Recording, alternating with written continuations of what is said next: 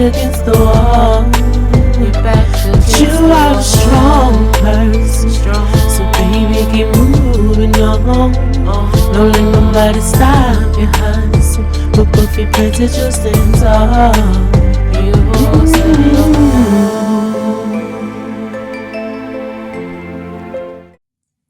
Hello everyone, and thank you for joining me here on LAVI Program LLC. It's Lavender, your virtual life coach. And today we're going to do our next video for our Self-Reflection Saturday. So today, our topic is actually brought to you by my 16-year-old son. And the topic is going to be fair fighting rules. So I know a lot of people may speak against debates or arguments when it comes to relationships or close bonds and connections. However, I would say that those are actually healthy. But it's about how you go about it. Not the fact of the fighting or debating or the arguing actually occurring, but more so how you handle yourself and how you are looking at what it is that may be being debated. So, here we go. Let's get into the video, and I hope you guys enjoy. So, before you begin, ask yourself why you feel upset. So, are you truly angry because your partner left the mustard on the counter? Or are you upset because you feel like you're doing an uneven share of the housework, and this is just one more piece of the evidence? Take time to think about your own feelings before starting an argument. Now, this is important because, if you're just crashing out and you don't even have a direction regarding what it is that you want to debate or argue about, then it's already not going to go anywhere. So we need to know what it is that we feel. How are we feeling? Where do we even want this argument to go? What is it that we're trying to express? So self-reflecting on how you feel, maybe really kind of evaluating, even is this the time to talk about whatever it is that's got me feeling a certain type of way? So just taking that moment to kind of check in with yourself, seeing how you feel, what's going on with you before you decide to jump in. Don't just be impulsive because you're mad or because you feel frustrated or disregarded. You're going in there being steered by emotion. So first, let's focus on how we feel. Let's grasp this understanding so then we can build off of that rather than just being thrown into whatever this is because our emotions said that we should. Second thing, discuss one issue at a time. You shouldn't be spending so much money without talking to me can quickly turn into you don't care about our family.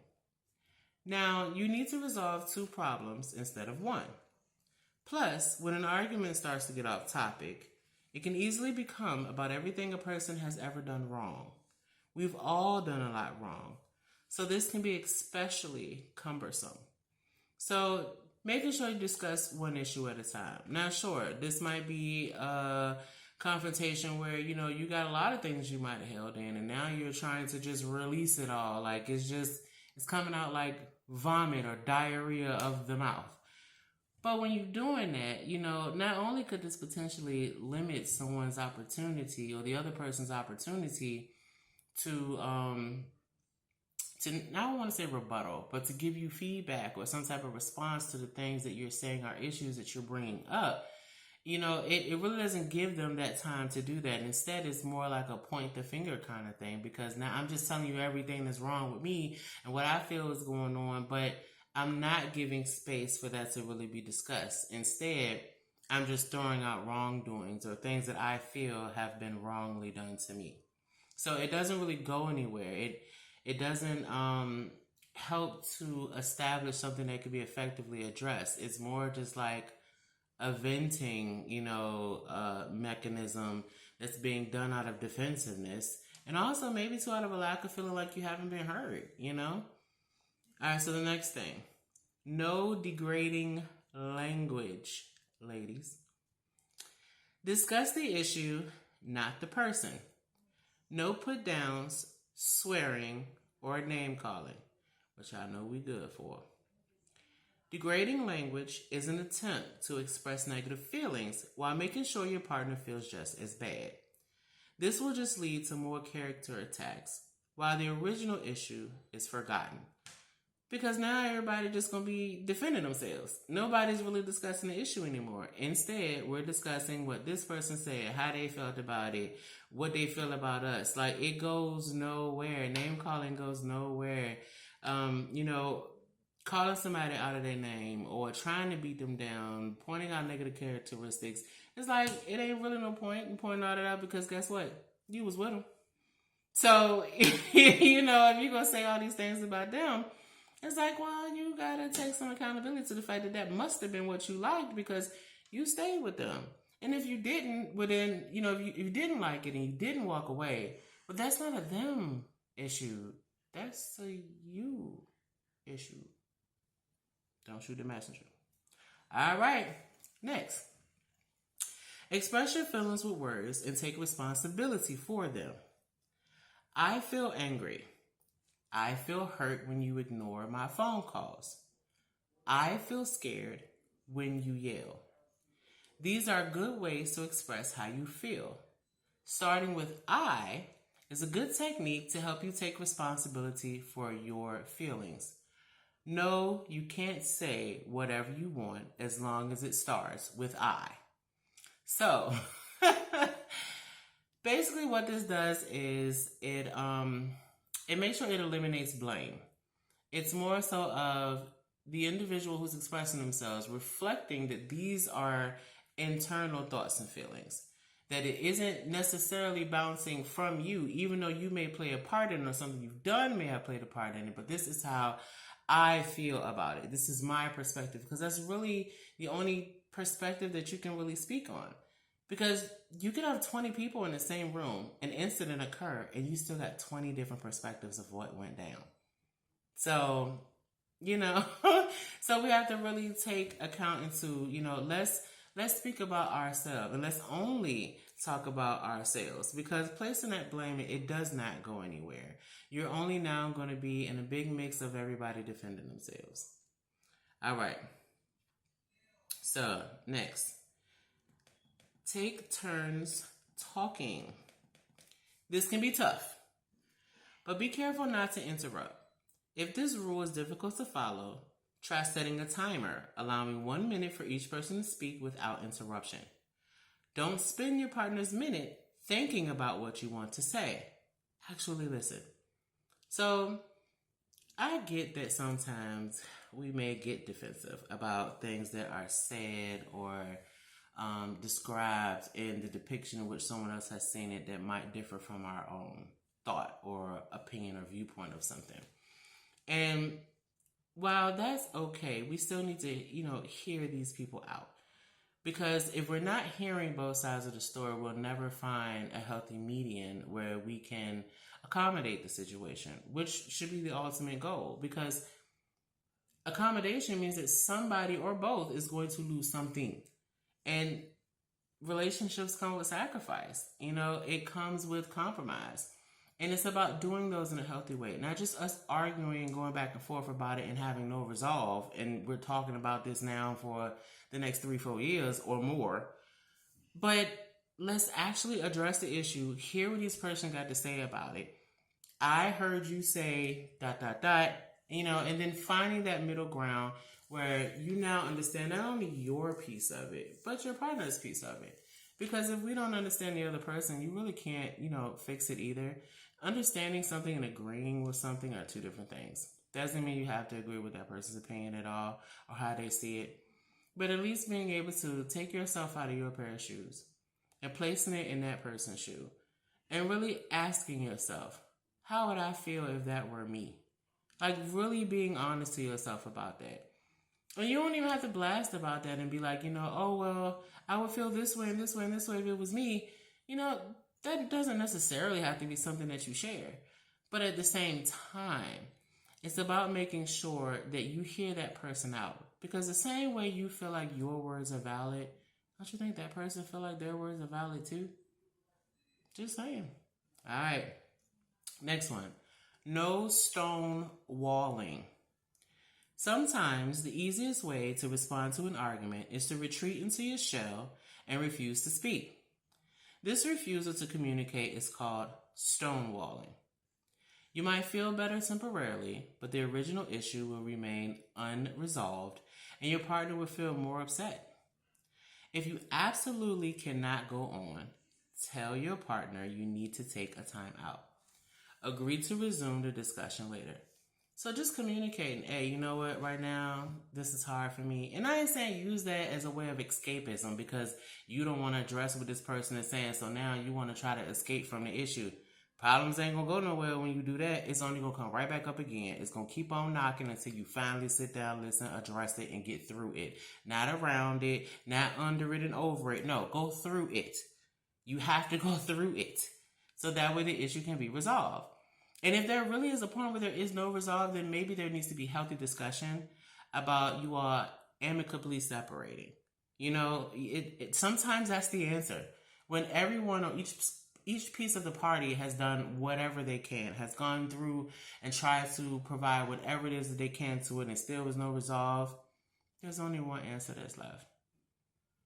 And that's just the truth of it. If no one's going to compromise, if no one's going to meet a median, then that is what the resolve needs to be. Because continuing to just allow this to go on and go on and go on, it ain't doing nothing but hurting you and the other person. And it's really a waste of time. And it's only going to beat you all down even more. One day that love might turn to resentment, hate, even other, cautiously unhealthy behaviors and actions going on in those type of relationships that don't finally find a way to say enough is enough. Sorry, y'all, for the mix up. I haven't done this in a while. When it comes to me stumbling, I thought I was getting a little bit better, one day at a time. But yes, no stonewalling. Don't shut down. Don't try to use it as a way of escapism or because you don't want to listen. Like, if you really need that break because you feel yourself like getting to a point of no return, take a minute. But take that minute to actually prepare yourself to come back into the conversation. Not just to go on about your life and leave the other person hanging in the wind, still trying to figure out what they're doing or what y'all doing. And y'all just in limbo. It's only going to cause resentment. It's only going to cause more conflict. And the problem that was originally there, guess what? You've just intensified it. All right, next. No yelling. Sometimes arguments are won by being the loudest. But the problem only gets worse. So, Frank Lucas said the loudest one in the room is the weakest one in the room. Because yelling, hollering, screaming, that's like a nature's instinctive way of how species will blow themselves up to look bigger, to try and, push away what they feel threatened from. All that does is project how you feel threatened. It actually exposes more about that loud person than it does about the person that's not yelling. So just because you yell doesn't mean that you're right. And it doesn't make the other person hear you any clearer just because you're yelling. So, all you're doing is creating stress, which is a silent killer. So you're inflicting more conflict on yourself and the situation between you and your partner because it doesn't help anything whatsoever. All right, next. Take a time out if things get too heated, which is kind of what it talked about with the no stonewalling. So, in a perfect world, we would all follow these rules 100% of the time, but it just doesn't work like that. If an argument starts to become personal or heated, take a time out. Agree on the time to come back and discuss the problem after everyone has cooled down. So, yeah, kind of like what they said about the stonewall. If you really need time to chill out, go and chill out. Don't shut down. Don't decide you now want to be dismissive and avoidant and detach and disassociate and all those other clinical words. No, be going about it. Take some time. You know what? I need to calm down. I'm heated. I'm pissed off right now. I'm so pissed to the point, honestly, I can't even hear what you're saying. Take a little bit of time. Don't mean take days on end. Take a little bit of time. Get yourself back to a point where your ears can be open and your mind can be open. And address the underlying issue. Talk about what needs to be talked about. All right. So last one, y'all. Attempt to come to a compromise or an understanding. There isn't always a perfect answer to an argument. Life is just too messy for that. Do your best to come to a compromise. This will mean some give and take from both sides. What I said, sacrifice. Somebody on some side or both is losing something. If you can't come to a compromise, merely understanding can help soothe negative feelings. So again, doesn't mean you have to agree. At the same time, doesn't mean it gives you the right to bash. So making sure that you take this time out to listen, to really gather whatever details you need to gather about what the problem is, what your partner wants, maybe how they feel, things could be improved moving forward. Kind of having that resolution mindset rather than the destructive mindset of how this came to be. Well, what can we do about it? Because it's going to take both of you all to get that relationship to work, whatever that type of relationship is. Now that there's a conflict, we need to fight fair. Everyone has a right to share their opinion and their feelings, and they also have a right to not see things the way that you see them. They do not have to be you. But that does not give someone the right to now scrutinize, to now lash out, shut down, be dismissive. That's child's play. And if you are a child who's watching this video, let's tighten up on that now. So that way you don't turn into adults that are still doing childish things. Because your young years, child years, juvenile years are going to end. Everything has an expiration date. Everything. So the earlier, the better. If you can learn to try to, master this, or let's get a little bit better at it, then it's a skill that you can take into your adulthood that you can then further master and become more, emotionally intelligent, as well as being able to self-regulate when you do run into an issue where fair fighting is necessary. All right, y'all. That's the video for today for our Self-Reflective Saturday. If you would like a more personable session with me, the booking details are below. There's also information for donations. If you want to provide a donation, you do not have to. It is not obligated. Everything here is free. So I guess until next time, y'all, let's just use what it is that we're talking about, being able to implement it into our day-to-day lives. And, also, too, each one teach one. Pass this information on, especially if you know somebody personally who may be going through something where this information could be beneficial, even if it's not you. So us being able to unite and spread positive light, love, and energy to one another. All right, y'all, I'm going to go ahead and get up out of here. But let's be the change that we say we want to be. Because here at LAVI LLC, we're making sure we're manifesting realities one change at a time. Trust me. Do something today that you've been wanting to do as far as positive change and self-improvement. Watch how they make you shine moving forward. Let's do the work, y'all. I hope to talk to y'all soon. See you in the next video. Bye.